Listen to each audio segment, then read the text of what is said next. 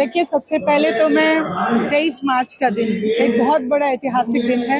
मैं शहीदों को नमन करते हुए और ये कहना चाहूँगी कि 23 मार्च 1931 का वो दिन बहुत ऐतिहासिक दिन था, जिसके बाद से हिंदुस्तान में एक ज्वाला निकली।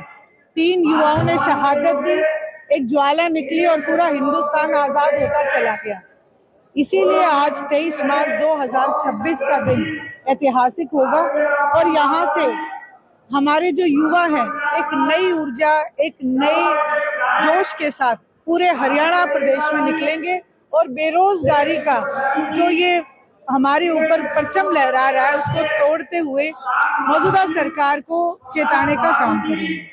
लगातार युवाओं की आवाज जो है वो इंडियन नेशनल लोकदल पार्टी ने बुलंद कर रही है, उसी के साथ साथ अभी राज्यसभा चुनाव है, उनको किस तरह से देख रहे हैं? देखिए, लगातार निरंतर न केवल युवा बल्कि महिला शक्ति की आवाज को बुलंद किया इंडियन नेशनल लोकदल ने, किसानों की आवाज को बुलंद किया इंडियन नेशनल लोकदल ने। और जहाँ तक आपने सवाल किया राज्यसभा, तो राज्यसभा के चुनाव से दूरी का मेन मकसद जो था कांग्रेस और भारतीय जनता पार्टी को बेनकाब करना था। दोनों ही आप लोगों के बीच में, जनता के बीच में बेनकाब हो चुके हैं।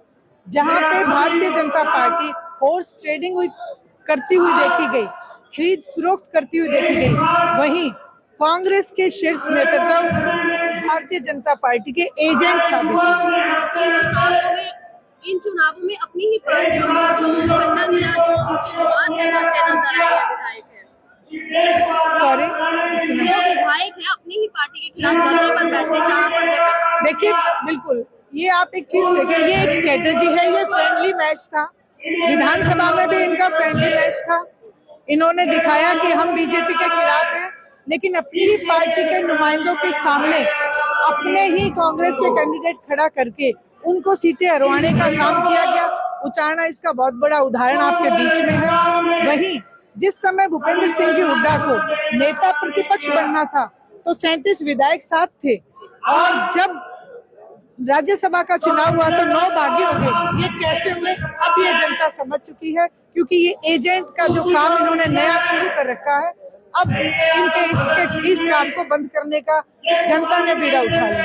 मैम, राज्यसभा में वोट बेचे गए और उसके बाद जस्टिस भीलवाड़ा का बयान आता है कि बीजेपी द्वारा हमारे विधायकों को धमकाया गया, और वही उनके एक विधायक ट्वीट करते हैं कि ऐसा कुछ भी नहीं हुआ, हमारे विधायक शांत रहे। इसको आप कैसे देखते हैं?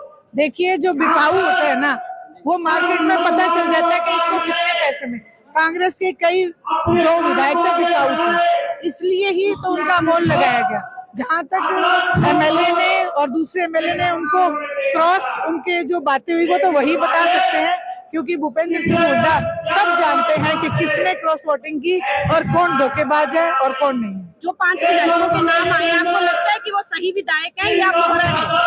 मैंने कहा भूपेंद्र सिंह जी हुड्डा उनका एजेंट है, मैं यही कहूंगी।